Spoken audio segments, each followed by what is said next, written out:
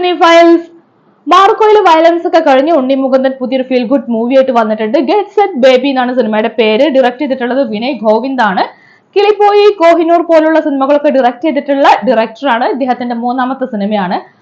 അപ്പൊ ഉണ്ണി മുകുന്ദൻ ഒരു നല്ല നടനാണോ അല്ലയോ എന്നതിനെ കുറിച്ച് ഞാൻ ആദ്യ ഒരു FB പോസ്റ്റ് ഒക്കെ കുറച്ച് ദിവസങ്ങൾക്ക് മുൻപ് പോസ്റ്റ് ചെയ്തിട്ടുണ്ടായിരുന്നു. അന്ന് കുറേയേറെ വിമർശനങ്ങളൊക്കെ കിട്ടിയിട്ടുണ്ടായിരുന്നു. അന്നും ഇന്നും എനിക്ക് ഒരേ അഭിപ്രായമുള്ളൂ, ഉണ്ണി മുകുന്ദൻ ഫ്ലെക്സിബിൾ ആയിട്ടുള്ള ഒരു ആർട്ടിസ്റ്റ് അല്ല. അതായത് പുള്ളിയെ കൊണ്ട് ഫൈറ്റ് ചെയ്യാൻ പറ്റും, പുള്ളിക്ക് തന്നെ ഫിസിക് വെച്ചിട്ട് എന്ത് പരിപാടിയും ചെയ്യാൻ പറ്റും, അതിലൊക്കെ പുള്ളി അടിപൊളിയാണ്. ഇപ്പൊ മാർക്കോ ഒക്കെ അതിനുള്ള എക്സാമ്പിൾ ആണ്. പക്ഷെ പുള്ളിക്ക് അഭിനയിക്കാനുള്ള സാധനങ്ങൾ ഇട്ട് കൊടുത്തു കഴിഞ്ഞാൽ അത് പുള്ളിനെ കൊണ്ട് അത്ര ഈസി ആയിട്ട് നടക്കില്ല. അത് ഭയങ്കര ബുദ്ധിമുട്ടാണ്. പക്ഷെ ഈ ഗെറ്റ് സെറ്റ് ബേബിയിലേക്ക് വരുമ്പോഴുള്ള വ്യത്യാസം എന്താ വെച്ചാല് കുറച്ചും കൂടി കൂളായിട്ട് പുള്ളി കാര്യങ്ങൾ ഹാൻഡിൽ ചെയ്യാൻ പഠിച്ചിട്ടുണ്ട്. ഇപ്പൊ ഞാൻ മുൻപൊരു സിനിമ കണ്ടിട്ടുണ്ടായിരുന്നു, നമ്മുടെ മേപ്പടിയൻ സിനിമ. കുറെ കാലങ്ങൾക്ക് ശേഷം ഒന്നുകൂടി എടുത്ത് കണ്ടു നോക്കുമ്പോൾ അതിനകത്തൊന്നും പുള്ളിയുടെ ഫേസിൽ വികാരങ്ങൾ വരുന്നില്ല, ഒരു എക്സ്പ്രഷൻ വരുന്നില്ലായിരുന്നു. മാർക്കോയിലേക്ക് വരുമ്പോഴും ഇതേ സാധനം തന്നെയാണ്. സ്ഥായിയായിട്ട് ഒരു ഒറ്റ ഭാവമാണ്. പക്ഷെ ശരീരം കൊണ്ട് ബോഡി കൊണ്ട് പുള്ളി മാക്സിമം ഫൈറ്റും കാര്യങ്ങളും വയലൻസ് ഒക്കെ ആണല്ലോ, അതൊക്കെ കാര്യമായിട്ട് കാണിച്ചിട്ടുണ്ട്.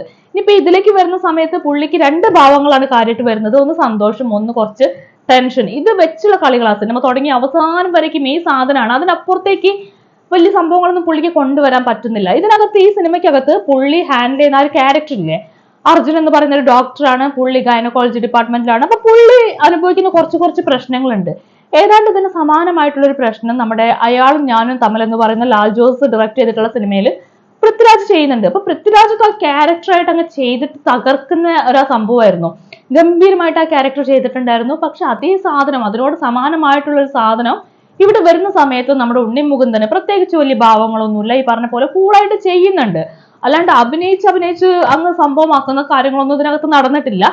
അപ്പം ഗെറ്റ് സെറ്റ് ബേബി എന്ന് പറയുന്ന ഈ ഒരു മൂവിയുടെ സബ്ജക്ട് അതിലേക്ക് വരികയാണെങ്കിൽ ഭയങ്കര പുതുമുള്ള കാര്യങ്ങളൊന്നും അല്ല. ഒന്നാമത് നമ്മുടെ അൻപോട് കൺമണി, വിശേഷം പോലുള്ള സിനിമകളിലൊക്കെ ഈ പറയുന്ന നമ്മുടെ ഫെർട്ടിലിറ്റിയായിട്ട് ബന്ധപ്പെട്ട വിഷയങ്ങളൊക്കെ പറഞ്ഞിട്ടുണ്ട്. അതേ സാധനം തന്നെയാണ് ഇവിടെയും പറയുന്നത്.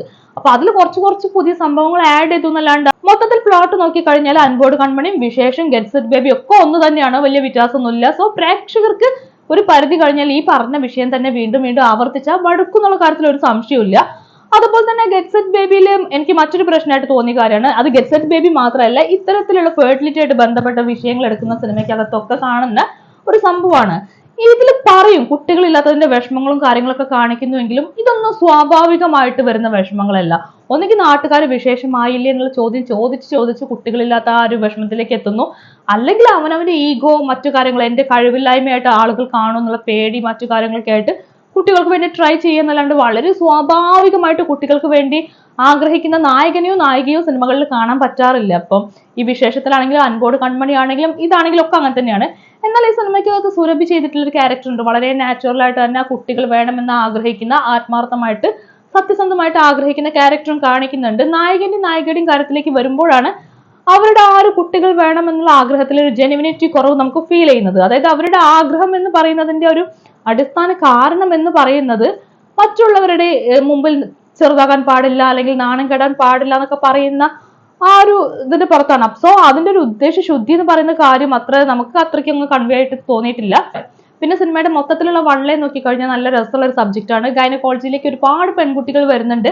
അതിന്റെ ഇടയിലേക്ക് വരുന്ന ഒരു ആൺകുട്ടിയാണ്. പൊതുവെ ഗൈനക്കോളജി ഡിപ്പാർട്ട്മെന്റിൽ ബോയ്സ് ഒക്കെ കുറവായിരിക്കും. സോ അതിനിടയിലേക്ക് വളരെ ആത്മാർത്ഥമായിട്ട് വരുന്ന ഒരു അർജുൻ എന്ന് പറയുന്ന ഒരു യുവാവ് ഗൈനക്കോളജി പഠിക്കുന്നു. അവന് കുറെ സ്വപ്നങ്ങളുണ്ട്. അവൻ ആ സ്വപ്നങ്ങളിലേക്ക് എത്തുന്നു, അച്ചീവ് ചെയ്യുന്നു. അതിൻ്റെ ഒരു മനുഷ്യ സഹജമായിട്ടുള്ള ചില നെഗറ്റീവ് സംഭവങ്ങളൊക്കെ ഇയാളുടെ ഉള്ളിലേക്ക് വരുന്നു. പിന്നെ അതിനെ സർവൈവ് ചെയ്യുന്നു. ഇങ്ങനെ കുറെ കാര്യങ്ങളൊക്കെയാണ് കാണിക്കുന്നത്. അപ്പൊ കഥയിൽ ഈ പറഞ്ഞ പോലെ പുതുമയോ കാര്യങ്ങളൊന്നും വരുന്നില്ല. മേക്കിങ്ങിലേക്ക് വരുന്ന സമയത്താണ് പിന്നെയും കുറച്ച് പുതുമയായിട്ട് എനിക്ക് ഫീൽ ചെയ്യുന്നത്. അതായത് ഇതിനകത്ത് ഏറ്റവും എടുത്ത് പറയേണ്ട സംഭവമാണ്, ഈ ഒരു സിനിമയ്ക്ക് എന്തെങ്കിലും ഒരു പോസിറ്റീവ് ഉണ്ടെങ്കിൽ, അല്ലെങ്കിൽ എന്തെങ്കിലും ഒരു കാണുന്ന പ്രേക്ഷകർക്ക് എന്തെങ്കിലും ഒരു ഇഷ്ടം തോന്നുന്നുവെങ്കിൽ ഉറപ്പായിട്ടും അത് ഇതിന്റെ സിനിമാറ്റോഗ്രഫിയാണ്.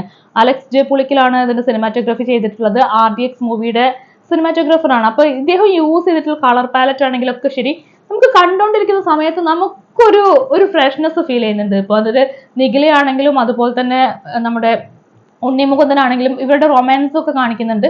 ഈ റൊമാൻസ് ഒക്കെ കാണിക്കുന്ന സമയത്ത് നമുക്ക് കണ്ടുകൊണ്ടിരിക്കും. കണ്ണിന് സുഖം എന്ന് പറഞ്ഞൊരു സംഭവമില്ലേ, സ്ക്രിപ്റ്റ് ഒക്കെ മാറ്റി വെക്കാം, അതിനകത്തൊന്നും പ്രത്യേകിച്ചൊന്നും ഇല്ല.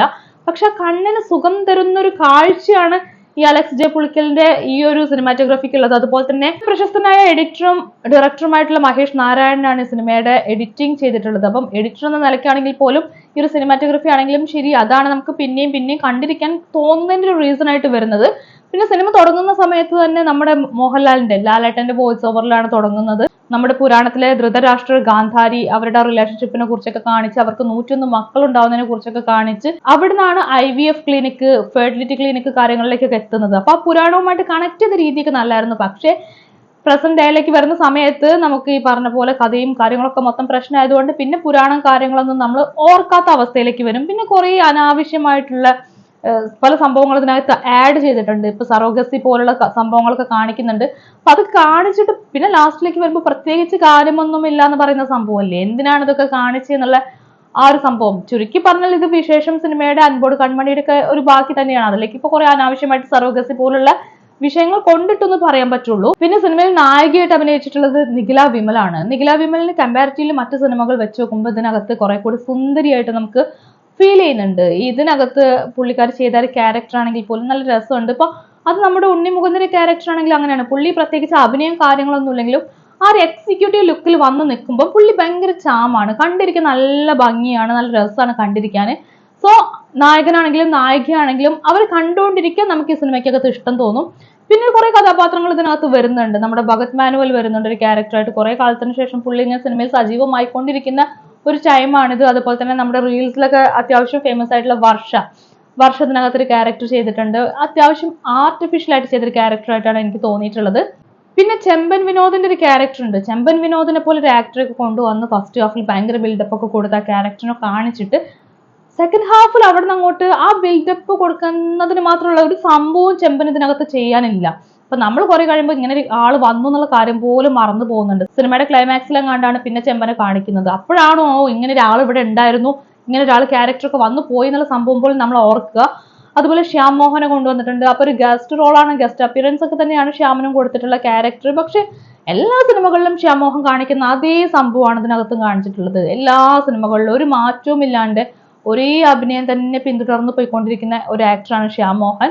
സോ അതിൻ്റെതായിട്ടുള്ള മടുപ്പിക്കലൊക്കെ ഫീൽ ചെയ്തിട്ടുണ്ട്. പിന്നെ മലയാള സിനിമയിൽ ഫെർട്ടിലിറ്റിയുമായി ബന്ധപ്പെട്ട് ഇറങ്ങുന്ന സിനിമകളിലൊക്കെ കാണാൻ പറ്റുന്ന ഒരു ആക്ടർ ഉണ്ട്, ജോണി ആന്റണി. എല്ലാ ഫെർട്ടിലിറ്റിയുമായി ബന്ധപ്പെട്ട സിനിമയിൽ ഇദ്ദേഹം ഉണ്ടായിരിക്കും. ഇദ്ദേഹം ഇതിനകത്തുമുണ്ട്. ഈ പ്രാവശ്യം ഫെർട്ടിലിറ്റി ക്ലിനിക്കും കാര്യങ്ങളും നടത്തുന്ന ആളല്ല, ഒരു അച്ഛൻ കഥാപാത്രമാണ്. അത് മാത്രമാണ് ഇതിൽ വരുന്ന വ്യത്യാസം.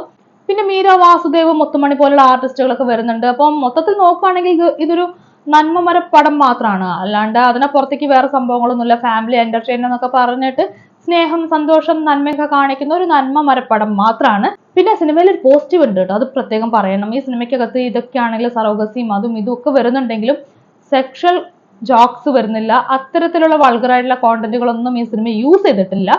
അത് ഈ സിനിമയുടെ ഒരു പോസിറ്റീവായിട്ട് എടുത്ത് പറയാൻ പറ്റും. ഏതായാലും സിനിമയുടെ സ്ക്രിപ്റ്റ് ചെയ്തിട്ടുള്ളത് YV രാജേഷും അനൂപ് രവീന്ദ്രനും ചേർന്നിട്ടാണ്.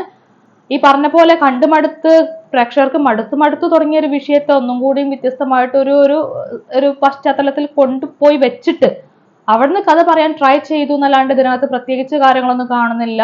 അല്ലെങ്കിൽ പുതുമയുള്ളൊന്നും പറഞ്ഞിട്ടില്ല. കുറെ കൂടി നന്നാക്കാവുമായിരുന്ന കുറെ സംഭവങ്ങൾ ഇതിനകത്തുണ്ട്.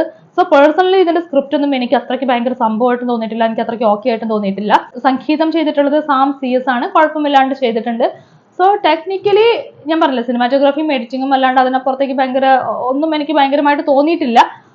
ഉണ്ണി മുകുന്ദന്റെ അഭിനയം കുറെ കൂടി നന്നാക്കണം. പുള്ളി ഈ പറഞ്ഞ പോലെ ശരീരം വെച്ച് ഭയങ്കര എക്സിക്യൂട്ടീവ് ലുക്കിൽ വരിക, അല്ലെങ്കിൽ കുറെ ഫൈറ്റ് ചെയ്യുക, ഇതിനൊക്കെ അപ്പുറത്തേക്ക് പുള്ളി കുറെ കൂടി അഭിനയിച്ച് മുന്നോട്ട് വരണം എന്നാണ് എനിക്ക് തോന്നിയിട്ടുള്ളത്. അപ്പൊ ഈ പറഞ്ഞ പോലെ കുറെ നന്മമരപ്പടം എടുത്ത് വെച്ച് പറഞ്ഞ വിഷയം തന്നെ പറഞ്ഞ് മുമ്പോട്ട് പോയി കഴിഞ്ഞാൽ പ്രേക്ഷകർക്ക് മടുക്കും.